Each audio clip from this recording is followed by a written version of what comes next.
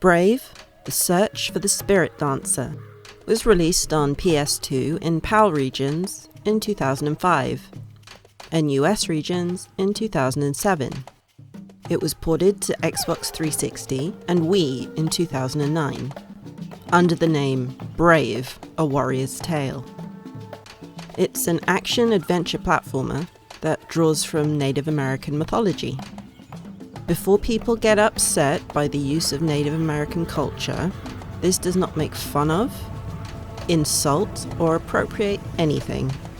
It uses mythical beasts in the story, such as the Wendigo, and the characters wear clothing and use weapons that are from Native history. So, with that said, let's look at the game itself.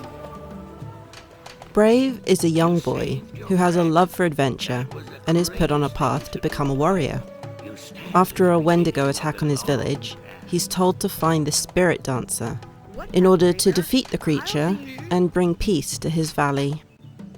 This is a fairly generic storyline, but the theme and promise of interesting mechanics made me want to see what was ahead. I am ready. It starts with Brave trying to rescue his friend, Meadowflower, from a sleeping bear.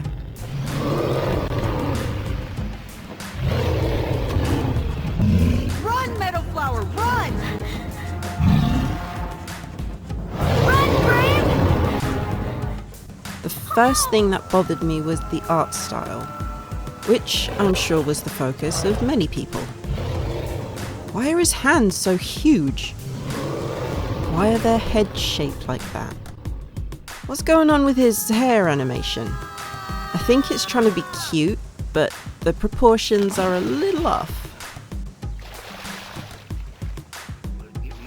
We have the help of a shaman named Greybear, who gives us a mobile stone to give us hints if needed. It will allow us to talk over great distances. Remember? The first weapon we have is an uprooted stick, Oh, yeah! which we can swing to attack, Yeah! or light on fire for a stronger attack.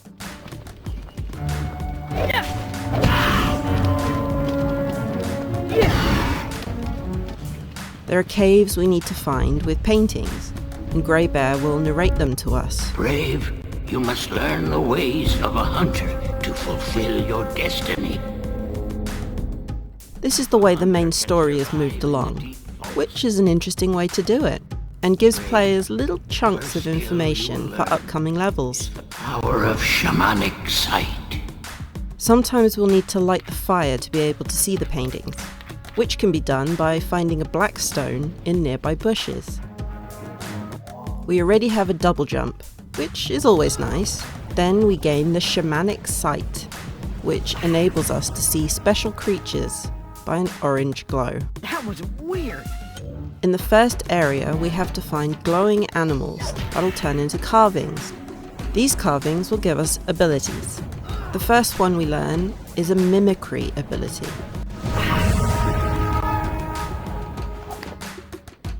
We use L1 to go into first person, then highlight creatures we can mimic. This can help with things like luring enemies to us or have a creature unveil a collectible. There's a little puzzle solving needed when trying to defeat enemies by the cliff, which is a fun addition as it's not just combat driven. Wow! I can see the whole valley. Once the cliff is clear, we can mimic the eagle flying around, and it drops a feather. This feather is linked to the amount of charges we have for a powerful attack. The second ability we learn is a short dive, which we get by fishing. So we stand in a shallow area of the lake and wait for the glowing fish. And that's it, that's fishing. Waiting for a fish to come close enough, then hit square. If you miss, the fish will go away, then come back again. So you'll always have another chance. I didn't know how close the fish was supposed to be before I caught it, or where my spear was gonna land, so I ended up doing this a few times before I was successful. Yeah, a flying fish! A carving! We can see a blue glow on the ground, and these are animal prints which we can track. Sometimes they're story driven, and sometimes they're hidden and lead to a collectible. For the hidden ones, your controller vibrates a little more as you get closer to them, so you know where to look. The collectibles in this game are mini totems, and there are a certain amount on every level which you can revisit to find them all. After following the prints, we find a glowing squirrel. So we follow it, only for it to run up a tree out of reach. So, using the Mimic ability, we can get a flying creature to help us out.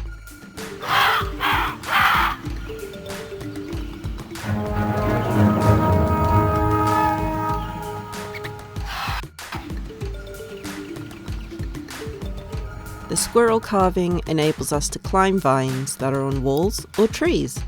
Nice. So those are the main abilities, which we can only assume will be used throughout the levels in different ways. Brave is now strong enough to fight the bear. Our first boss fight. Ah! Wake up, you big furball! This fight wasn't just hitting the bear with a stick. You actually had to watch when it attacked, dodge, then find a window of opportunity to strike.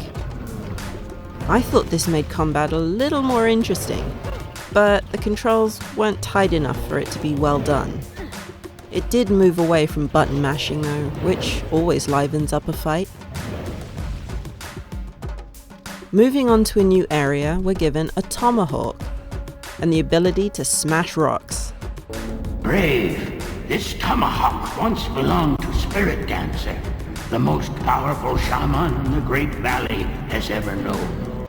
We can upgrade this weapon throughout the story by defeating certain enemies to make it glow. 3 legends of Spirit Dancer hidden in this quarry. But the legends are painted in a paint that can only be illuminated with the ink from a queen beetle. Hunt the 3 queen beetles to read the legends. Yeah, beetles, your shells are mine!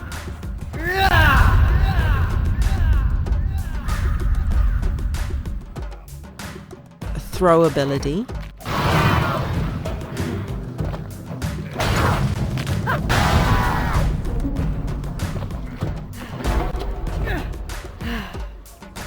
And changing them into ice picks to climb ice walls.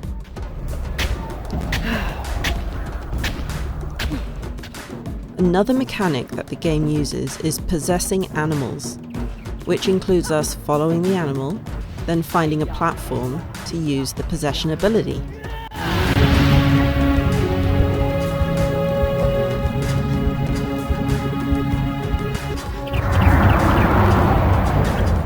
We then run through an area as that animal, through rings that extend the time limit. This helps us to get to harder to reach places such as small holes.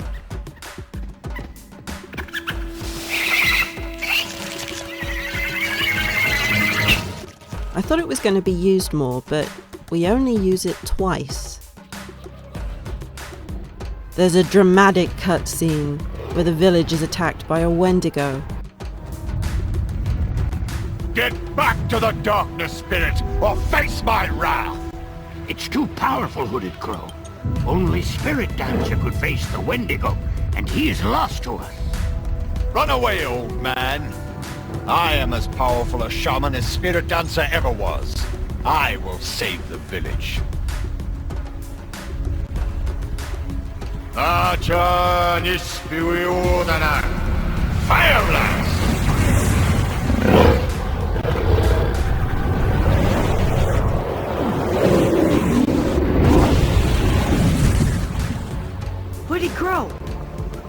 right?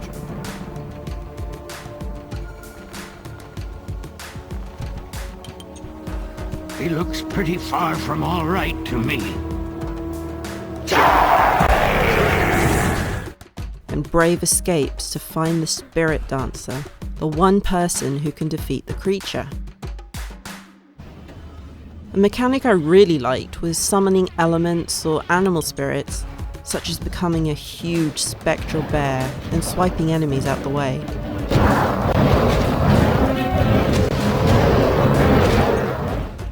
We can also summon lightning in later levels.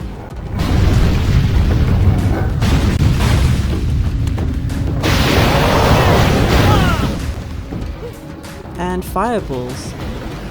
These element attacks use a gradually expanding area of effect, and once used, will defeat all enemies within the circle and reset.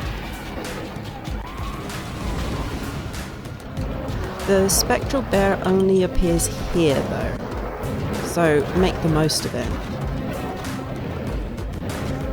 We're also given a bow and arrow, but not told how to use it yet. It's almost squeezed in last minute. But hey, we have a ranged weapon now. The final summon we have is the eagle. We can ride on its back and fly around to reach floating platforms and defeat enemies.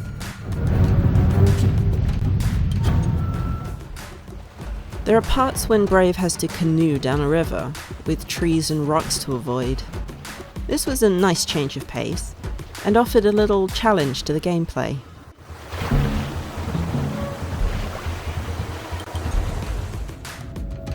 Once on dry land, we meet a wolf spirit, who needs us to clear out the evil wolves from the forest. I am the wolf spirit, and I can Now we're told how to use a bow and arrow. You can hit the wolves with your tomahawk or shoot them with the arrows, but their animation when they fly into a tree or rock is priceless.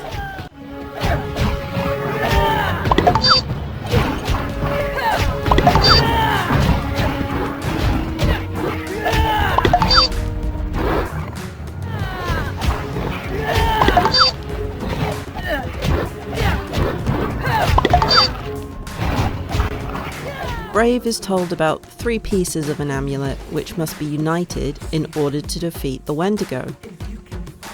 Then is thrown into a different realm so we can get to the amulet pieces faster.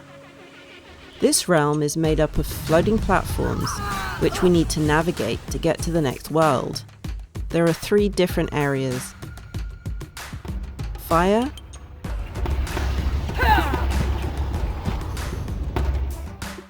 ice, and canyon.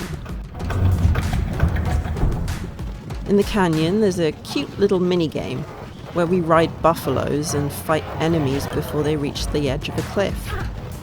Another welcome change to the gameplay, and it wasn't overly difficult. Once all the amulet pieces are found, the Wendigo steals it and runs off, causing us to do a little more platforming through the other realm. The final boss fight was disappointing. I thought every ability we learned would be utilised in different ways, but we only end up using the eagle summon.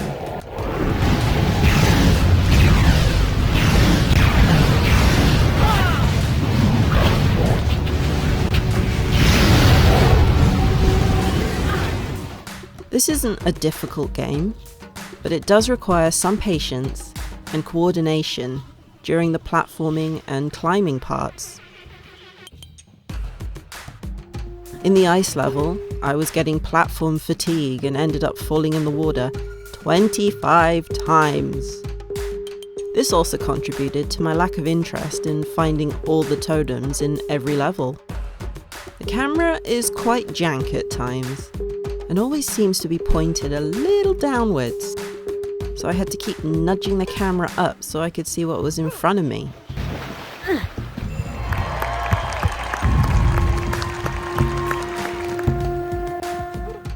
This is a very short game, I finished it in a little over 6 hours, but I've seen other people do it in just over 5.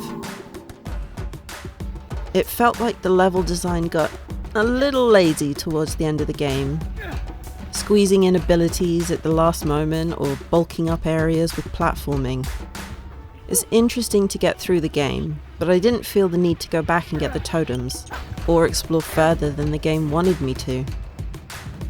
I completed it because I had high expectations for the later game, but sadly it was a bit of a letdown. The hint system is helpful, and you can change how often it pops up. But I did think that if you put an active hint system in your game, it might be a little hard to follow. So maybe more environmental signposting would have helped.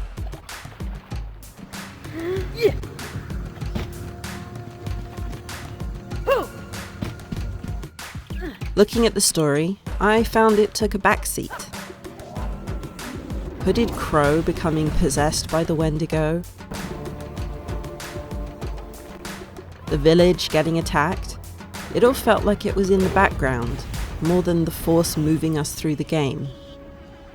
The only times we see Hooded Crow or the Wendigo are after the early areas, about 3/4 of the way through, just before the final level, and the very end. So their appearances are limited, and it feels like the game has to remind us who the bad guys are. Even when they do turn up, they don't have a huge impact on the player or the world. They just spawn enemies or look menacing.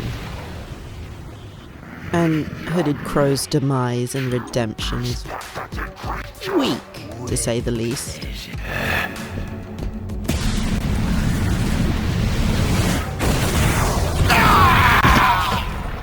Really?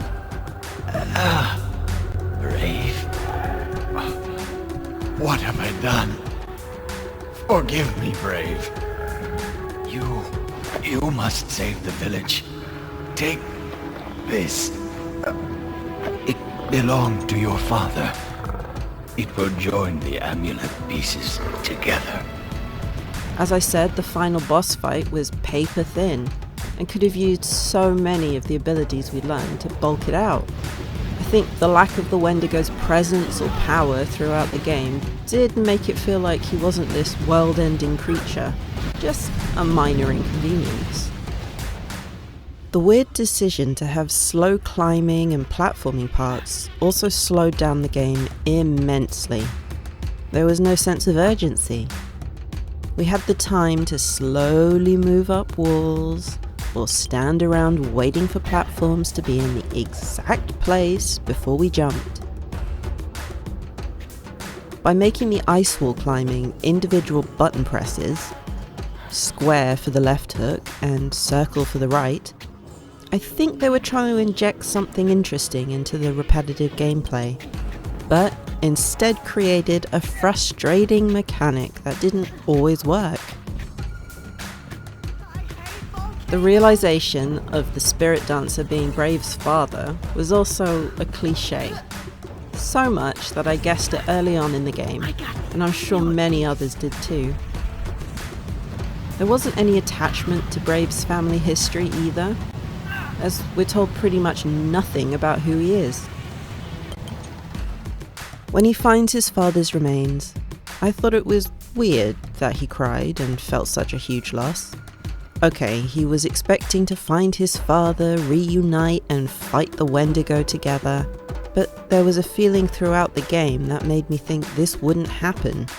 So if the spirit dancer was alive, wouldn't he have come back to the village upon learning the Wendigo was released? Why would he not already be in the village protecting it? Greybear even says he was lost to us at the beginning.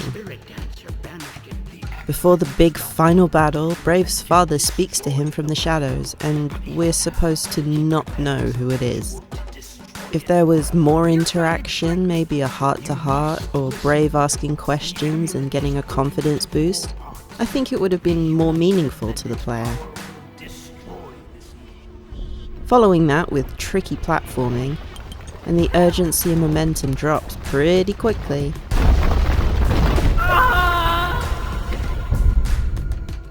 When Grey Bear was slain, the fact that he was still on the mobile stone took away the sense of loss we were meant to feel. Then him being alive at the end? Come on. That just felt cheap. Who else would I be, eh? Oh, and the parents waving from a distance, then disappearing. Return of the Jedi, anyone? I know this was meant to be a heartfelt moment. Brave's parents together again and proud of their son. But I didn't even realise his mother was the Maiden Rock until the very end. No, I'm Brave. But I am looking for Spirit Dancer. Have you seen him? Brave. Brave. Brave. Brave. You never knew your family, Brave. But you are Spirit Dancer's son. So Brave spoke to her. She knew who he was, but didn't tell him. Come on, really? It was so disconnected that it was forgettable. This game sits on top of most people's worst game ever lists, and I can see why. But I can also see the clever mechanics that they were trying to integrate. Instead of climbing and jumping, why didn't we have more spectral bear fights? Or the ability to possess more animals? The eagle was a little overused. It was a nice break from the norm, but I didn't think it would be the only ability used in the boss fight. There was potential in this game, but I think too many ideas were thrown in the ring, and the level design got a little lazy towards the end. Overall, Brave is a game that didn't really know what it wanted to be. It began as an open area you could explore. Track animal prints, find totems, engage in combat, with some platforming. Then it turned into levels which were 90% jumping from one thing to another, and no reason or chance to explore. I really enjoyed the abilities and having different ways to defeat enemies. It was just a shame everything was stripped away by the end of the game.